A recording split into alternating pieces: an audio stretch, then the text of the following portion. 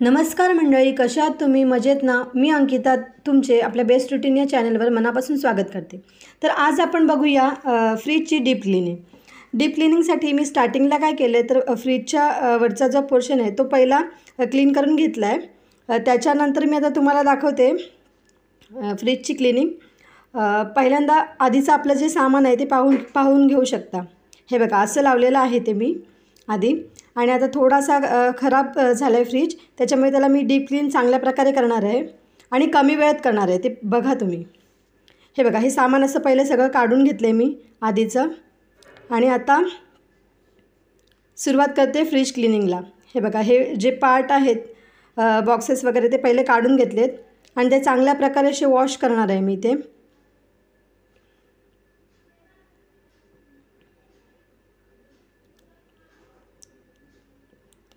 फ्रीजमध्ये काय असतं ना, आपण मसाले वगैरे ठेवतो तर मसाल्याचे सगळे असे म्हणजे सांडतात ते आणि त्याची डाग वगैरे राहतात. त्याच्यामुळे आता क्लिनिंग व्यवस्थित करून घेऊ. हे बघा, त्यासाठी मी घेतलं एका बाउलमध्ये जेल, थोडंसं पाणी घेतले आणि त्याच्यामध्ये 2-3 ड्रॉप जेलचे टाकलेत. आणि आता मी असं जेलनी साफ करते ती भांडी फ्रीजची, बघू शकता. आणि ते घासण्यासाठी मी घेतलं इथे प्लास्टिकचा जो काथा आहे तो आपला तो घेतला आहे. त्याच्याने मी घासते भांडी. हा भाजी ठेवायचा बॉक्स असतो तो पण आपला भाजी वगैरे पडून थोडा खराब होत असतो, त्याच्यामुळे तो पण व्यवस्थित असा मी घासून घेते ते.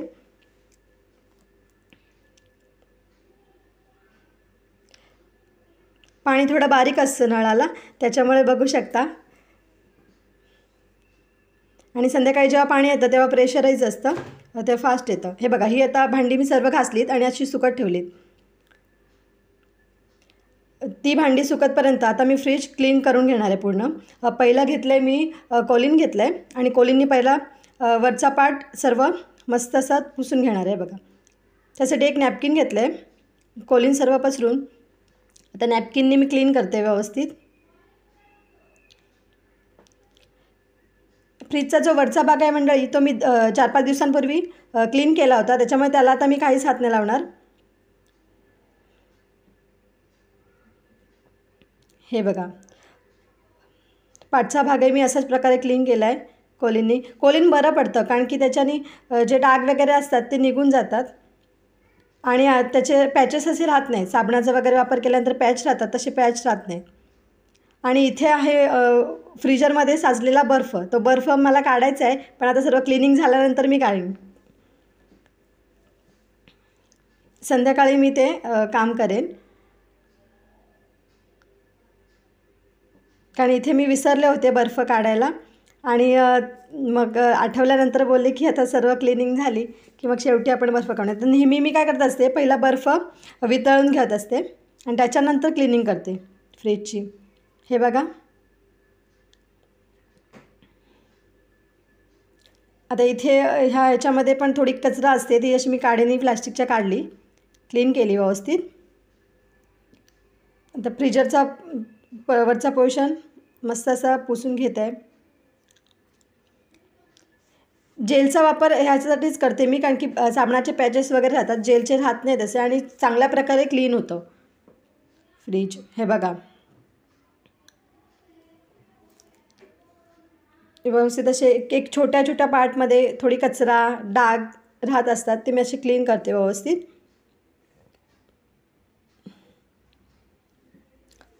एकदा मी पाण्याने पुसून काढेन आणि त्याच्यानंतर एकदा मी जेलने पुसून काढते आणि त्याच्यानंतर परत पाण्याने, आणि लास्ट मी करणार आहे ते नुसते कापडाने पुसून काढणार आहे, कारण की ओला भाग कुठेच राहायला नको म्हणून.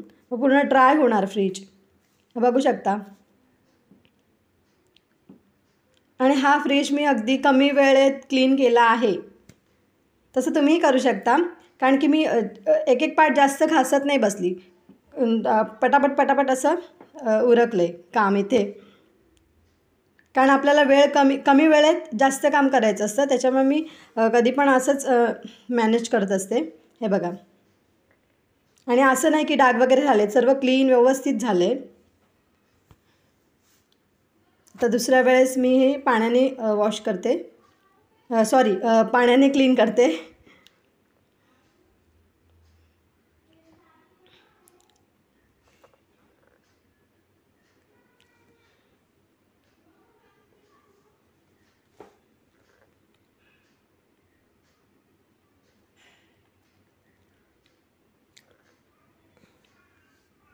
हे सर्व बॉक्सेस वगैरे काढल्यानंतर क्लीन करायला एकदम सोपं पडतं म्हणून त्यामुळे सर्व जे बॉक्सेस आहेत ते आधी काढून घ्यायचे आणि मग असं क्लीन. आता हे लास्ट क्लीन करते मी ड्राय क्लोथने.